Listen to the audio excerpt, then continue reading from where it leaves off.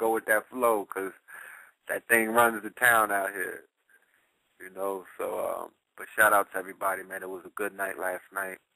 You know what I mean? I definitely look forward to the future. Yeah, man. And shout out to another move that I'm making tomorrow. I linked up with a sister on Facebook, Sister Neek, a sister by the name of Neek, and I will be at Precision Barber Club. It's not a barber shop. Precision Barber Club, 9703 Northeast 2nd Avenue, Miami. The grand opening is tomorrow from 6 to 9. We're going to be filming. You know, it's going to be all kind of cocktails and bites and, you know, drinks, you know, things of that nature, Father's Day prizes, and a whole bunch of other stuff.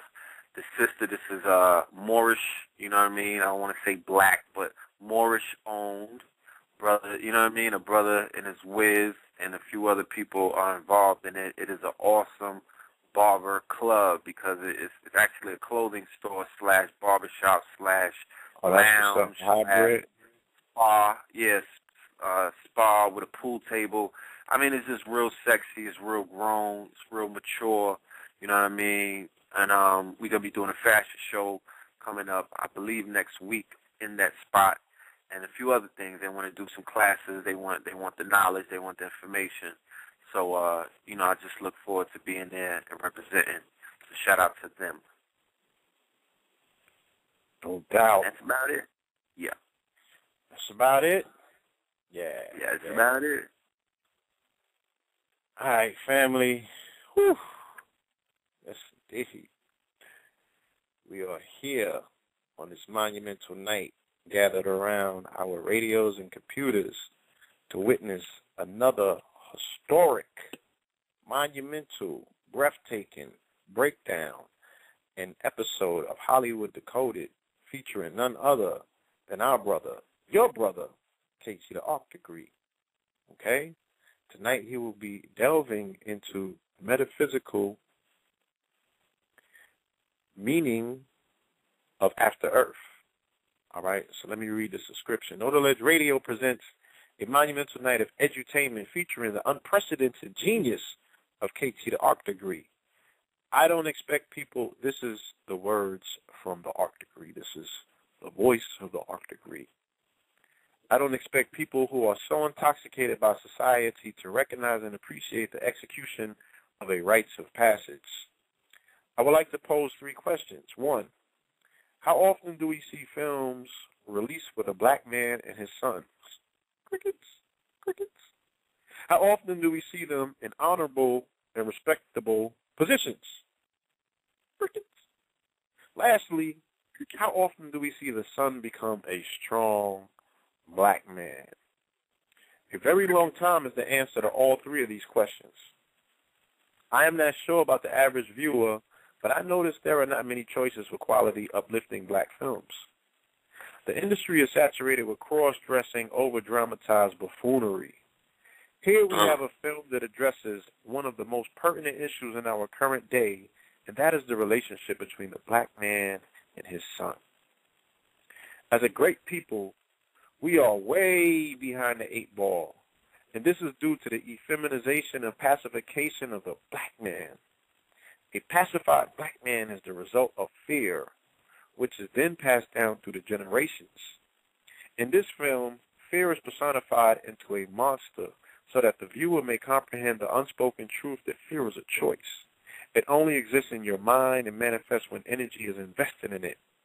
When one realizes this, they become ghosts, invincible to all that fear embodies.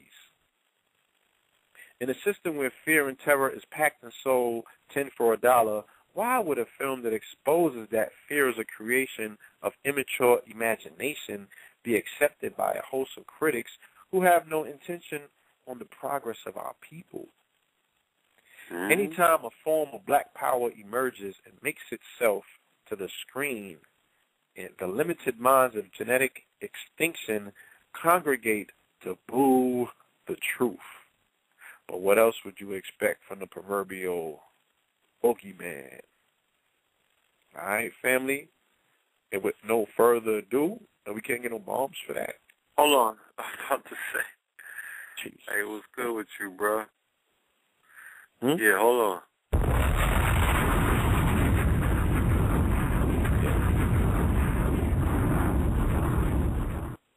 Yeah, turn that bomb up. It don't sound, resonating enough for my 4G. Okay? Yeah. So you're doing a lot of stuff tonight. I ain't on IG yet. Jackie Chan out this. It's gonna go down like 2 in the morning though. I'm gonna just upload. I'm gonna flood them. So I'm coming to IG. You know what I'm saying? Oh, you coming to IG finally? IG with me. Yeah. Coming to IG. All right. So with no further ado, caller from the 404-492. Peace. Peace. Pillars. Peace to the pillars. What's up? Peace to the young God. All is well, man. What's good with you? Hey, man, That was y'all making some big moves, brother.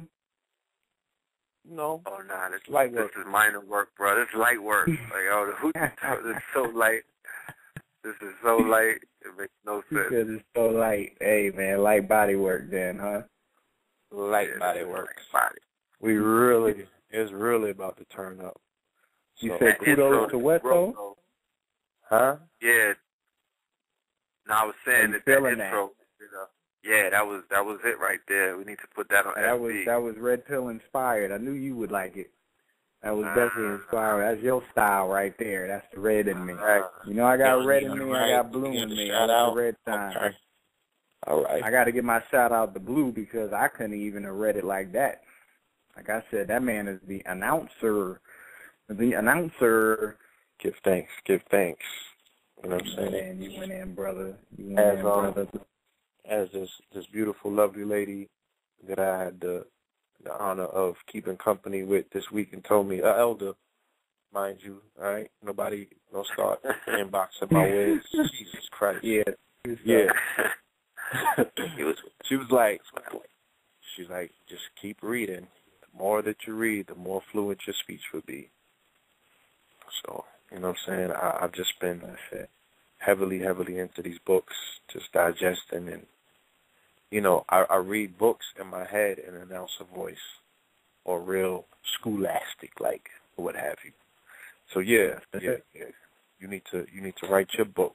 If you're writing like that, if you're penning like that, homie. Oh, yeah, no, I'm writing right now, and I'm actually coming on tonight to make the announcement that I'm actually doing Hollywood Decoded the book. And, what? Yeah, all people who've been loving these shows, they're going to be able to buy the book. They're going to have everything that y'all done heard, from director's cut with the images, the references. This is going to be a means of being able to give people a book that has metaphysical, historical, nutritional, physiological, that's right, all that information in practical form relate to film. So the films are going to help you understand. Yeah. Say that again? Nah, I'm just saying, as we're on the forefront of fighting this good fight, the fight that I'm going to the ground fighting, and that is to feed the planet, feed the world, feed these babies, you know what I'm saying, bring some real food back to the equation and, like, really neutralize all of the nonsense that's going on out here being perpetuated by, people that are GMOs, genetically modified organisms. And even those in the conscious community that are now, I can hear the parasites and the worms talking, you know what I'm saying? They be talking. Yeah, they're using these vessels. Our own people have been compromising clones, and some of them even got platforms, and they have big voices and big mouths and what have you, but it's actually a small worm that's driving their whole conversation. So knowing this and knowing that and looking at these babies and knowing that some of them have never, ever had some real food, you know what I'm saying? And, just dedicating ourselves to that mission. You got to get this information out. any way that you can. You know, any way that you can segue or tie it in, that's what you got to do. If you got to use popular culture to do it, if you got to use Superman, whoever, you gotta get it out. Gotta get it out. Gotta tie it in, because at the end of the day, you know, that's what it all comes down to.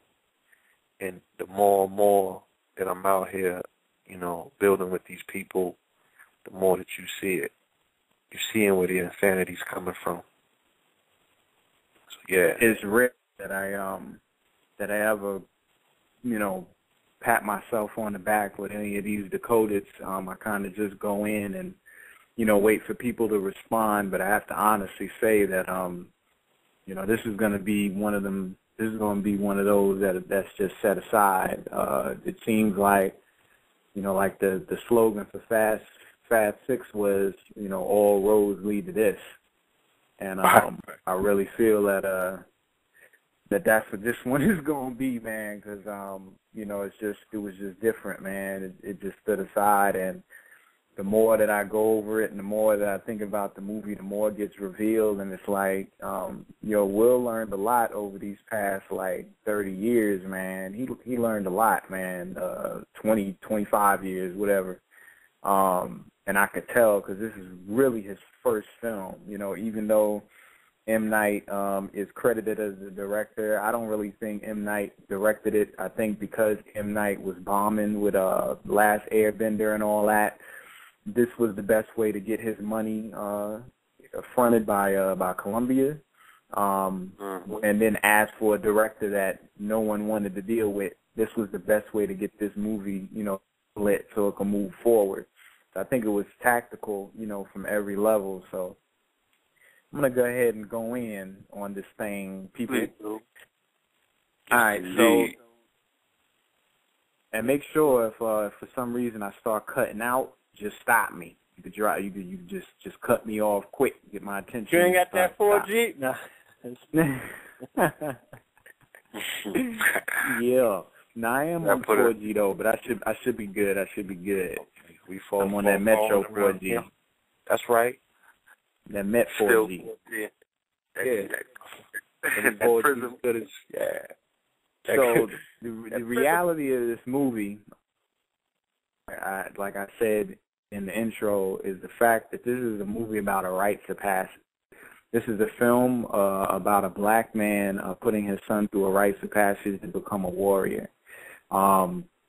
The movie has been getting bombed, you know, from every critic that you could think of to change the minds of the masses, preventing them from going to experience this movie. And they have been successful, you know, so far, you know, at least just up to this point.